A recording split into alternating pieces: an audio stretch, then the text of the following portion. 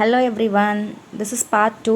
Already part 1 போட்டிருப்பேன், அதை நீங்கள் செக் பண்ணிட்டு வாங்க.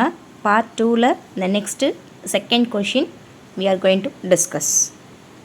ஸோ அதுக்கு முன்னாடி சப்ஸ்கிரைப் பண்ணிக்கோங்க, லைக் பண்ணிக்கோங்க, ஷேர் பண்ணிக்கோங்க. வாங்க வீடியோக்குள்ளே போகலாம். Okay, I am going to read the question. Question number 2. In a country, the people are allowed to form parties. Only one party controls and forms the government. What type of party system can we say operates in this country? The meaning of the question.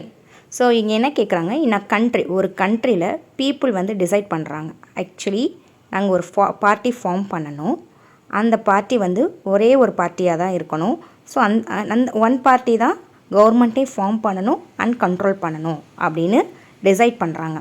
So இந்த மாதிரி decide பண்ணுற பீப்புளுக்கு நீங்கள் எந்த மாதிரி party சிஸ்டத்தை suggest பண்ணுவீங்க அப்படின்னு கேட்குறதா கொஷின். ஸோ நீங்கள் டைப் ஆஃப் பார்ட்டி படிச்சிருப்பீங்க, single party, bi party and multi party system.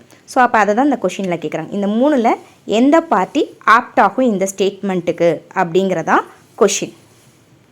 So இதுக்கு ஆன்சர் என்னவாக இருக்கும் அப்படிங்கிறத நம்ம செக் பண்ணிடுவோம். ஆல்ரெடி கெஸ் பண்ணியிருப்பீங்க, பட் அதை உள்ளே நம்ம பார்த்துக்கலாம். So answer is here. First point a single party system. So answer நமக்கு கிடச்சிருச்சு. ஸோ மூணில் நம்ம சிங்கிள் பார்ட்டி சிஸ்டத்தை சஜஸ்ட் பண்ணலாம்.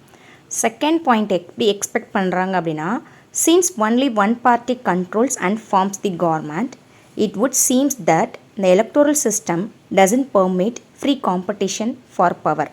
ஸோ இதுக்கு என்ன மீனிங் அப்படின்னா, ஏன் அந்த பீப்புள் வந்து ஒரு பார்ட்டியே நாங்கள் ஃபார்ம் பண்ணிக்கிறோம், அதுவே நாங்கள் கவர்மெண்ட்டே கண்ட்ரோல் பண்ணிக்கிறோன்னு டிசைட் பண்ணுறதுக்கு என்ன ரீசன் அப்படின்னா, அவங்களுக்கு போட்டியாக எந்த ஒரு பார்ட்டியையும் எக்ஸ்பெக்ட் பண்ணலை.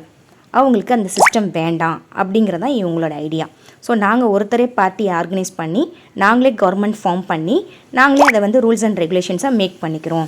எங்களுக்கு ஆப்போனண்ட்டாவோ இல்லை எங்களுக்கு அகெயின்ஸ்டாவோ எந்த பார்ட்டி நிற்கிறத நாங்கள் விரும்பலை அப்படிங்கிறதான் அந்த பீப்புளோடைய ஒரு ஒப்பீனியன்.